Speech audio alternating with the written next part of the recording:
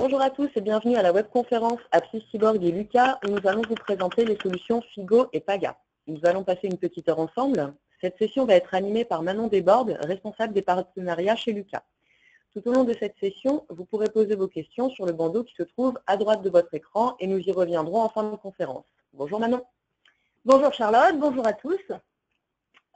Effectivement, donc je vais vous présenter aujourd'hui deux solutions éditées par Lucas. Et afin de commencer, d'introduire un petit peu cette présentation, je vais vous faire une courte introduction sur la société Lucas pour que vous puissiez un petit peu mieux nous connaître et contextualiser la présentation des outils. Alors, Lucas est une société qui a été fondée en 2002 par notre PDG actuel. Nous sommes en ce mois de mars 70 collaborateurs et nous étions sur un train de croissance l'année dernière de 31%, croissance soutenue depuis plusieurs années, que nous reversons en recherche et développement et en recrutement pour continuer à développer nos outils. Donc depuis ces 15 ans d'existence, nous sommes présents chez plus de 1150 clients répartis un petit peu partout dans le monde, ce qui nous permet de comptabiliser plus de 140 000 utilisateurs actifs. Donc on entend par utilisateur actif une personne qui se connecte régulièrement à l'une ou plusieurs de nos solutions. Les solutions éditées par Lucas sont les suivantes, et je vais vous présenter tout particulièrement aujourd'hui Figo pour la gestion des congés absence et Paga pour la distribution au format électronique des bulletins de paye. Sachez également que nous proposons une solution de gestion des notes de frais que nous allons présenter cet après-midi, et puis une solution de dématérialisation du dossier du personnel, Popli, et une solution de suivi des temps et des activités intitulée Timi. Il y a deux grandes idées directrices lorsque nous créons une solution chez Lucas. C'est tout d'abord que nous considérons qu'il est important de faire une solution simple pour répondre à un besoin bien précis. C'est pour ça que je vous ai présenté 5 solutions juste avant. Nous avons une solution dédiée par problématique. Nous ne sommes pas un gros ERP avec de multiples modules. Chaque solution est autonome. Cependant, elles vont toutes se retrouver sur une plateforme unique. Et nous avons de nombreux clients qui utilisent plusieurs de nos solutions qui vont se répondre et qui vont fonctionner en synergie. La deuxième idée très importante pour nous, c'est que nous considérons qu'un logiciel de gestion n'est pas nécessairement gris, moche et triste. Nous avons une équipe d'ergonomes et de designers qui travaillent sur l'ensemble de nos interfaces avec les chefs de produits pour faire en sorte que la prise en main soit extrêmement simple. En effet, nous travaillons sur des solutions collaboratives qui vont s'adresser à l'ensemble de vos collaborateurs et donc il est important que la prise en main soit intuitive et se fasse rapidement. Nous développons des applications mobiles quand cela nous semble important et d'ailleurs sur Figo, il est possible de poser directement ses congés et de les valider en mobilité depuis son téléphone portable. Enfin, voici quelques références. Donc globalement, nous sommes présents dans des sociétés de toute taille, de tout secteur d'activité, en France comme à l'étranger et dans le public comme dans le privé. Cela fait maintenant plusieurs années que nous travaillons avec Appli Cyborg sur ces produits, qui est un partenaire de longue date, et ce qui m'amène aujourd'hui à vous présenter les solutions Figo et Paga. Enfin, juste pour terminer, un petit récapitulatif sur le service Lucas. Nous éditons des solutions cloud, des solutions SaaS en ligne, ce qui signifie que chacun de nos clients dispose d'une URL qui lui est dédiée et que Lucas s'engage auprès de chacun des clients au niveau de la sécurité des données, un accès en ligne sécurisé, au niveau de la disponibilité du service, 7 jours sur 7 et 24 heures sur 24, au niveau de la sauvegarde des données, qui est effectuée sur nos serveurs chez OVH. Et puis surtout, ce qui est très intéressant dans ces solutions, c'est que tous nos clients disposent systématiquement de la dernière version du logiciel que nous mettons à jour régulièrement en fonction de nouvelles attentes légales, comme par exemple la DSN ou d'attente du marché. Et puis, ce sont des solutions ouvertes qui vont pouvoir dialoguer avec le reste de votre système d'information. Voici pour ces quelques mots sur Lucas. Je vous propose maintenant que nous passions à la présentation en elle-même des deux solutions.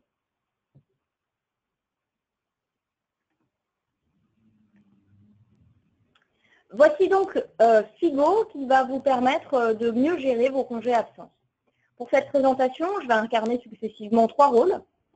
Tout d'abord, le rôle de Valentin, qui est un utilisateur qui va faire ses demandes de congés.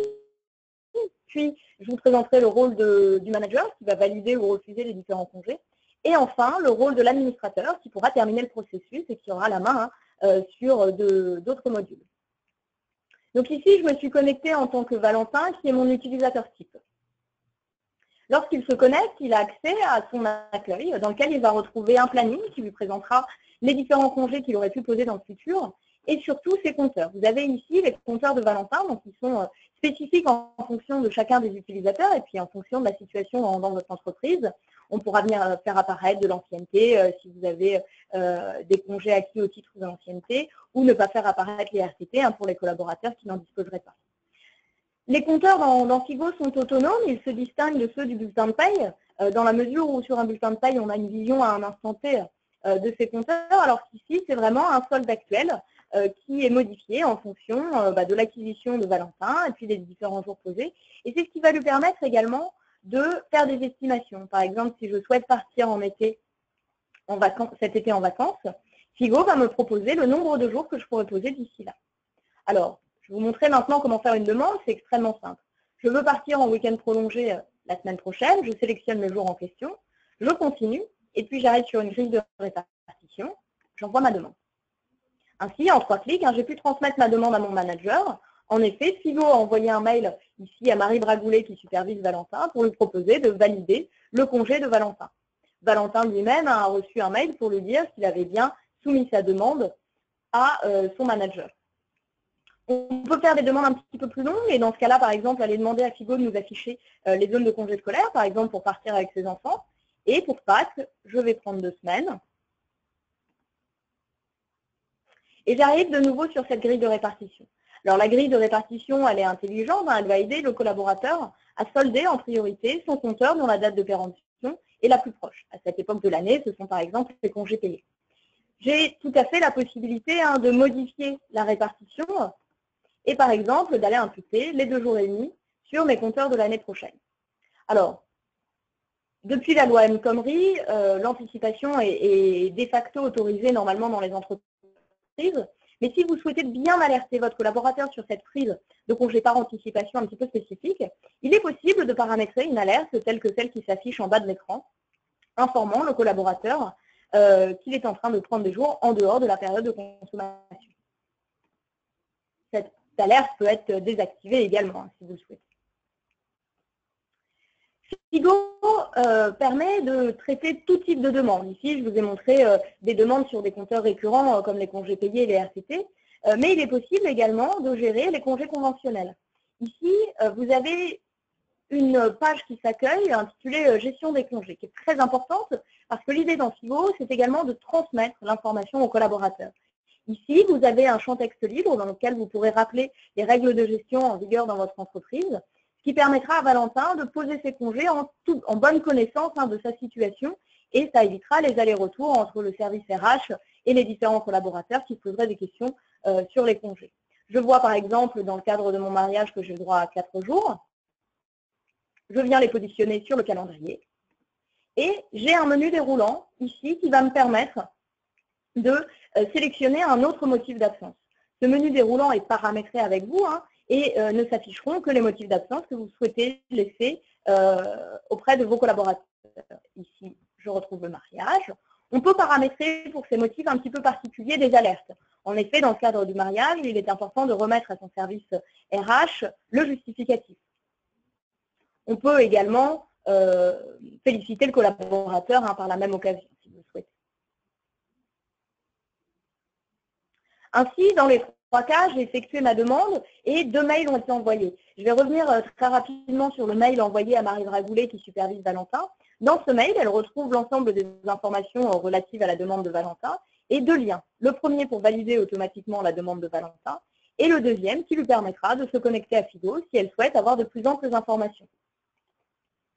Voici pour la partie utilisateur. Il dispose de quelques autres fonctionnalités que je ne vais pas vous présenter aujourd'hui, mais qui pourraient faire l'objet d'une présentation plus approfondie. Je vais maintenant me connecter en tant que manager. Donc ici, nous sommes sur la mire de login de Lucas et chacun de vos collaborateurs disposera d'un identifiant et d'un mot de passe qui lui permettra de se connecter à son espace personnalisé.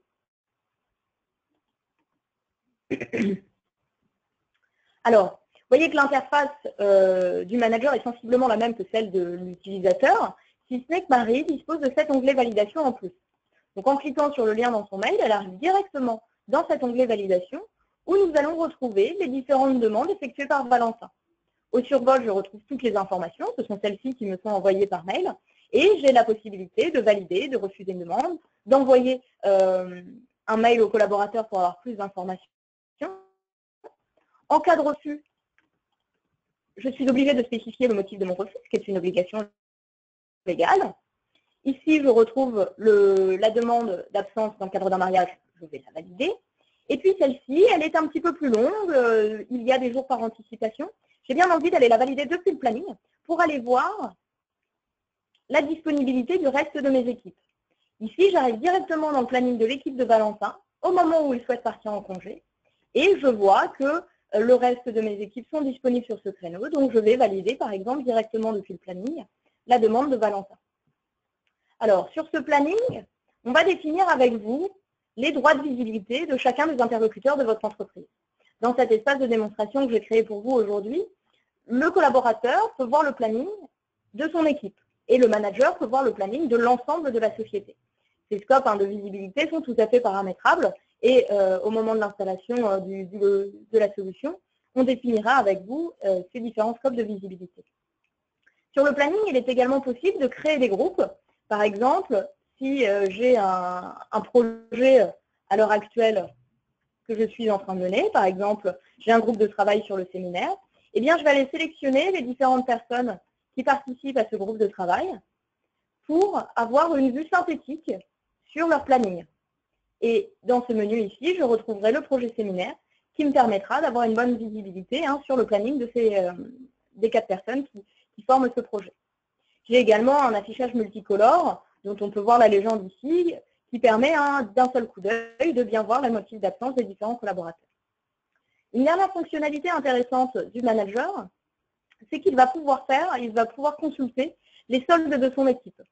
Ici, j'ai ce lien supplémentaire sur mon accueil qui me permet, par exemple, nous arrivons proche du mois de mai, enfin du 1er juin, je vais afficher les soldes de mes collaborateurs au 31 mai pour vérifier que mes collaborateurs auront bien soldé d'ici là leur congé payé. Je peux télécharger ce tableau sous Excel pour le retravailler ou le partager avec d'autres personnes si nécessaire. Une dernière information sur le manager avant de passer à la suite de la présentation. Le manager a la possibilité de déléguer ses droits de validation en cas d'absence. Si je suis absent, je vais pouvoir déléguer mes droits à une autre personne de sorte à ne pas bloquer les demandes de mes collaborateurs le temps de mon absence. Je vais maintenant vous présenter le rôle de l'administrateur, qui est un rôle un petit peu plus complet, on va le voir sur son interface. Et il est important de noter que chacun des administrateurs de nos solutions ont été formés par les équipes de consultants parce que nous avons voulu vous laisser la main sur le paramétrage de la solution pour que vous puissiez la faire évoluer en fonction des différentes règles de votre entreprise. Et donc, pour cela, il est important de vous former pour que vous puissiez vraiment être autonome dans la solution. L'administrateur dispose de 3 onglets supplémentaires et je vais tout d'abord vous présenter cet onglet sur la mise en congé. La mise en congé va nous permettre de traiter d'autres cas, et en particulier la saisie collective. Par exemple, si vous avez une fermeture annuelle au mois sur un pont, je vais aller sélectionner les différentes personnes concernées, donc soit un service, soit la totalité de l'entreprise. Je vais avoir ici les différentes personnes concernées, que je vais pouvoir cocher, décocher si une personne est de permanence. Je vais sélectionner le jour en question, par exemple si l'entreprise ferme le 14 août pour le pont du 15 août. Je vais aller sélectionner le type d'absence ici et je vais positionner par exemple un RCT pour tout le monde sur ce jour-là. J'enregistre ma saisie et ainsi les différents collaborateurs du service administration auront un RCT posé pour le 14 août. C'est important de le faire par exemple en début de période d'acquisition des congés pour être sûr que les collaborateurs seront bien informés, par exemple que 2 semaines l'été pour la fermeture de l'entreprise sont à prendre. Le deuxième objet de cette mise en congé va être de traiter les absences. Nous avons vu jusqu'à présent tout ce qui relevait du congé. Dans Figo, vous allez pouvoir traiter également toutes les absences. Je vais reprendre le cas de Valentin. Valentin ne s'est pas présenté par exemple ce matin au travail. Eh bien, je vais demander à Figo de me retrouver son calendrier et puis je vais le placer dans un premier temps en absence à justifier. Ça va me permettre d'automatiser un certain nombre de choses. Dans un premier temps, Figo va envoyer un mail à Valentin pour lui préciser qu'il a une absence à justifier. Ça pourrait notifier d'autres personnes si vous le souhaitez. Ça va également mettre à jour son calendrier pour que tout le monde sache que Valentin n'est pas disponible aujourd'hui. Et puis, ça va me permettre de conserver cette information pour pouvoir la retrouver facilement et traiter cette absence à justifier. Je vais retrouver cette information dans mon dashboard administrateur que nous avons juste ici, où je retrouve les différentes actions à réaliser et par exemple les absences dont le motif doit être précisé. Et j'ai également cette information dans l'onglet Arrêt de travail qui va centraliser toutes les absences à justifier et puis tous les arrêts de travail sur la période. Je retrouve celle de Valentin. Je peux soit requalifier l'absence s'il avait juste un petit rhume et qu'il souhaite qu'on lui pose un RTT, soit saisir effectivement son arrêt de travail une fois qu'il nous aura remis son justificatif. Ici, c'était par exemple, Valentin était malade. Je vais pouvoir qualifier cet arrêt de travail avec toutes les informations demandées, conserver le justificatif de Valentin et puis saisir l'arrêt. Ça va me permettre de le retrouver au niveau des exports. En effet, depuis l'arrivée de la DSM, si vous ne pratiquez pas la subrogation, il est nécessaire de communiquer dans les 5 jours auprès de l'État les différents arrêts de travail de vos collaborateurs. Donc, on a créé spécifiquement après l'arrivée de la DSM un export différent de celui des autres types de congés que vous pourrez générer au cas par cas à la suite des différents arrêts de travail. Je génère mon export, je le retrouve sur la partie droite de mon écran et je pourrai l'importer dans mon logiciel de paye pour que, si vous utilisez par exemple Sage, Sage termine la communication auprès de NetEntreprise. Mais nous avons un export qui est encore plus important que celui-ci, qui est l'export paye. L'export paye va vous permettre d'éviter toute ressaisie d'informations et d'aller importer en 2 clics les différents congés de la période dans votre logiciel de paye. Alors, supposons par exemple que dans l'entreprise de Valentin, les payes soient effectuées au 23 du mois.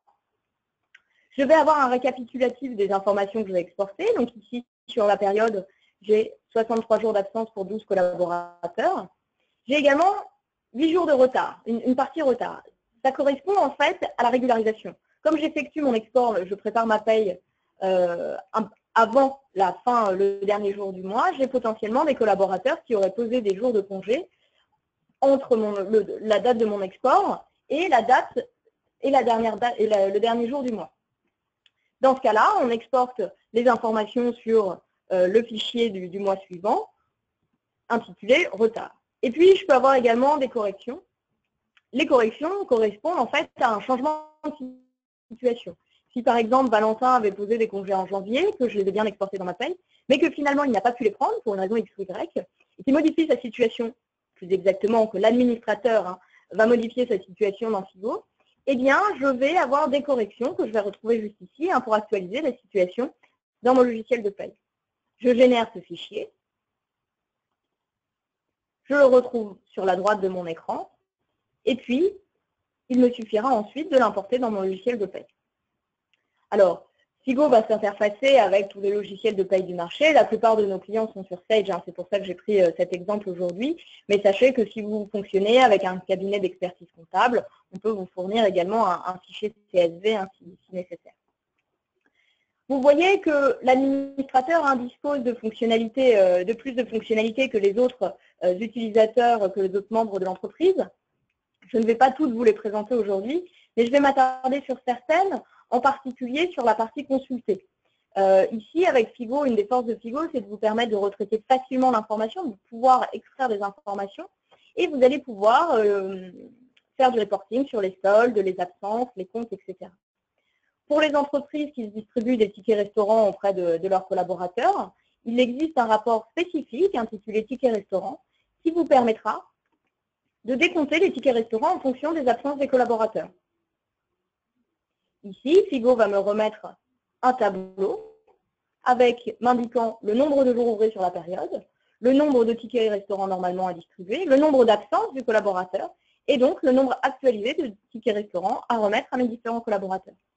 Ce fichier, ce tableau peut être téléchargé pour être travaillé si vous souhaitez indiquer d'autres décomptes de tickets restaurants. Il est possible également de faire des états beaucoup plus généraux, par exemple, pour avoir sur la période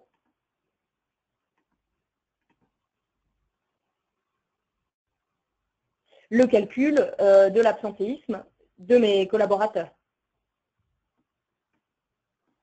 qui vient me calculer également le nombre de jours fiscaux. Voici pour cette présentation de Figo qui vous permet de voir les fonctionnalités principales de l'outil. On reprendra à la fin de cette présentation les différentes questions qui ont pu être posées au cours de ma présentation pour qu'on rentre un petit peu plus dans les détails de la solution. Tout à fait, Manon. Alors, je vais maintenant vous présenter une deuxième solution. Et juste avant de vous la présenter, je voudrais vous montrer cette page que vous avez pu voir déjà lorsque je me suis connectée, qui correspond au portail d'accueil de Lucas. Nos clients qui utilisent plusieurs solutions ont accès à cet accueil qui a du sens quand on en utilise plusieurs, parce que c'est une page qui vous permet d'agréger la situation de chacun des collaborateurs dans les solutions qu'ils utilisent, et puis d'avoir des raccourcis vers les solutions. C'est également un portail qui vous permet de retrouver quelques informations, comme par exemple, si vous utilisez Figo, les absents du jour, et puis qui vous permet de personnaliser la solution aux couleurs de l'entreprise, avec le logo de l'entreprise, etc. Je vais maintenant vous présenter Paga pour la distribution en format dématérialisé des bulletins de paie. Alors, c'est une problématique qui est très actuelle. La loi El Khomri a modifié un petit peu les conditions de distribution des bulletins de paie. Jusqu'au 31 décembre 2016, l'employeur devait demander au préalable l'accord des différents collaborateurs pour distribuer au format électronique les bulletins de paie. Depuis le 1er janvier, c'est maintenant au collaborateur, à l'employé, de spécifiquement demander à son employeur de ne pas lui distribuer, de ne pas lui remettre ses bulletins de paie au format électronique. Avec la loi El Khomri est également arrivé le CPA, le compte personnel d'activité du collaborateur, et donc je reprendrai ces différents points avec vous au cours de la présentation de Paga. Je vais d'abord vous montrer le principe de Paga. Le principe de Paga, il est très simple, et ce que je vais vous présenter aujourd'hui correspondra au temps nécessaire par la suite si vous utilisez Paga pour distribuer les bulletins de paie auprès de vos collaborateurs. Votre logiciel de paie vous remet un fichier PDF avec l'ensemble des bulletins de paie de vos collaborateurs. Vous allez le récupérer dans votre ordinateur et ici, je vais distribuer les bulletins de paie de mars. J'importe le fichier et Paga est en train de découper ce fichier en autant de fichiers PDF que de bulletins de paie. Pour ce faire, Paga vient reconnaître le numéro de sécurité sociale du collaborateur qui est indiqué sur le bulletin de paie. C'est en effet une clé unique qui nous permet de bien distinguer chacun des collaborateurs. Et puis Paga vient lire également le nom et le prénom du collaborateur pour faire une deuxième vérification. Pour bien vous montrer ce principe, j'ai fait exprès dans cette base de faire une erreur. En effet, sur le bulletin de Chloé, j'ai mal indiqué son numéro de sécurité sociale. C'est ce qu'on va voir en consultant son bulletin de paie. Ici, j'ai mal indiqué son numéro de sécurité sociale. Pourtant, Paga a bien lu son nom et son prénom et me propose de l'associer. J'arrive maintenant sur un écran récapitulatif qui m'indique que je m'apprête à distribuer 29 bulletins de paie. Je les retrouve tous ici et il ne me reste plus qu'à cliquer sur distribuer pour terminer ma distribution. En effet, Paga a envoyé un mail à mes différents collaborateurs pour leur indiquer que leur bulletin de paie de mars 2017 était désormais disponible dans leur espace Paga. On n'envoie pas par mail le bulletin de paie, ce ne serait absolument pas sécurisé et absolument pas conforme à la législation. En revanche, on vient le placer dans cet onglet fiche de paie, qui est le seul accessible pour l'utilisateur, où il va retrouver son dernier bulletin de paie, ainsi que ses archives. Ce sera extrêmement pratique pour lui maintenant de faire ses démarches administratives. Par exemple, s'il souhaite louer un appartement, il va pouvoir télécharger ses derniers bulletins de paie. Alors, pour entrer, voilà, je vous ai présenté ici vraiment le processus de distribution et puis la facilité d'accès pour le collaborateur. pour entrer un petit peu plus dans les détails législatifs et fonctionnels de la solution, sachez que au niveau de l'onglet administré, vous allez pouvoir retrouver les bulletins de paye des différents collaborateurs qui sont partis, et ce pendant autant de temps que vous le souhaitez. Par exemple, ceux d'Alain qui auraient quitté la structure, et vous pourrez télécharger très facilement ces bulletins de paye. Vous allez gérer également la liste des différentes personnes qui souhaitent recevoir ou qui ne souhaitent pas recevoir leur bulletin de paye au format dématérialisé. Ainsi, par exemple, Michel nous a demandé de ne pas recevoir son bulletin de paye au format dématérialisé, donc il est décoché. Si Pascal ne le souhaite plus également, il me suffit de décocher la case pour que Pascal ne reçoive plus son bulletin au format dématérialisé. Dans ce cas-là, pour les différentes personnes qui ne souhaitent pas recevoir leur bulletin au format dématérialisé, Paga vous propose un fichier PDF avec ici les 7 collaborateurs qui ne souhaitent pas le recevoir au format dématérialisé. Vous l'imprimez et puis vous le remettez au format papier. Et puis, Paga est connecté au CPA. Vous pourrez trouver notre logo sur votre espace dans le CPA. Voici pour cette petite solution très simple et qui va vraiment vous permettre de distribuer en 3 minutes les différents bulletins de paye.